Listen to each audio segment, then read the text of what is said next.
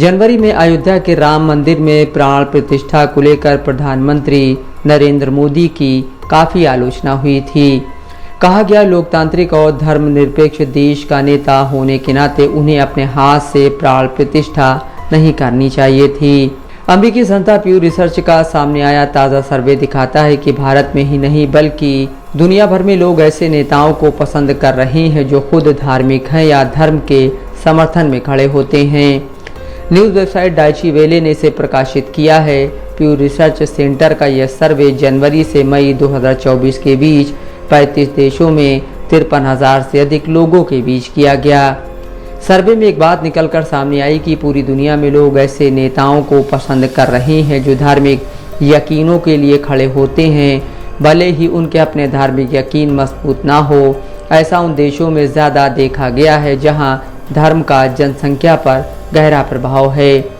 Indonesia में 94% वयस्कों के लिए धर्म उनके जीवन में बहुत महत्वपूर्ण है और 86% इंडोनेशियाई लोगों का मानना है कि उनके राष्ट्रपति के पास मजबूत धार्मिक विश्वास होना चाहिए। भारत में भी 81% वयस्कों का मानना है कि उनके नेता का उनके धार्मिक यकीनों से मेल खाना महत्वपूर्ण है। बांग्लादेश और फिलीपींस में करीब 90% वयस्क इस विचार का समर्थन करते हैं। इंडोनेशिया और फिलीपींस में 86% कहते हैं कि उनके नेता को धार्मिक होना चाहिए। इसी तरह सभी 4 अफ्रीकी देशों घाना, केनिया, नाइजीरिया और दक्षिण अफ्रीका में 70% या उससे ज़्यादा उत्तरदाताओं का मानना है कि नेतृत्व में मजबूत धार्मिक यकीन महत्वपूर्ण है। भारत में 81% वयस्कों का मानना है कि उनका नेता उन्हीं के धर्म का होना चाहिए। इसी तरह बांग्लादेश में हर 10 में से 9 लोग ऐसा मानते हैं। वहीं इसके उलट सिंगापुर में यह नज़रिया कम है, जहां केवल 36% वयस्क मानते हैं कि उनके प्रधानमंत्री को उन्हीं के धर्म का होना चाहिए। स्वीडन में तो केवल 12% वयस्क ही ऐसी सोच रखते हैं। तुर्की में अत्यधिक धार्मिक लोगों में से 86% वयस्क मानते हैं कि उनके राष्ट्रपति को उनके धार्मिक यकीनों के लिए खड़ा होना चाहिए। इसकी तुलना में उन तुर्कों के बीच यह आंकड़ा सिर्फ 45% है जिनके लिए धर्म कम महत्वपूर्ण है। भारत में अधिकतर और बांग्लादेश में 99% हिंदू मानते हैं कि धार्मिक नेतृत्व के सभी 3 मापदंड दूसरों के विश्वासों के लिए खड़े होना, मजबूत धार्मिक विश्वास रखना और समान धार्मिक विश्वास साझा करना महत्वपूर्ण है।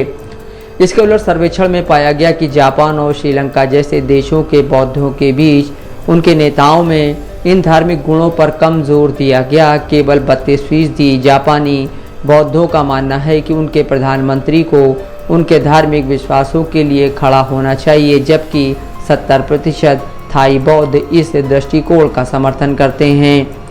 मुसलमानों में भी आमतौर पर अपने नेताओं में धार्मिक गुणों को प्राथमिकता दी जाती है। 30% इस्राएली मुसलमान मानते हैं कि उनके प्रधानमंत्री के पास मजबूत धार्मिक विश्वास होना चाहिए, भले ही वह उनके अपने धर्म से अलग हों।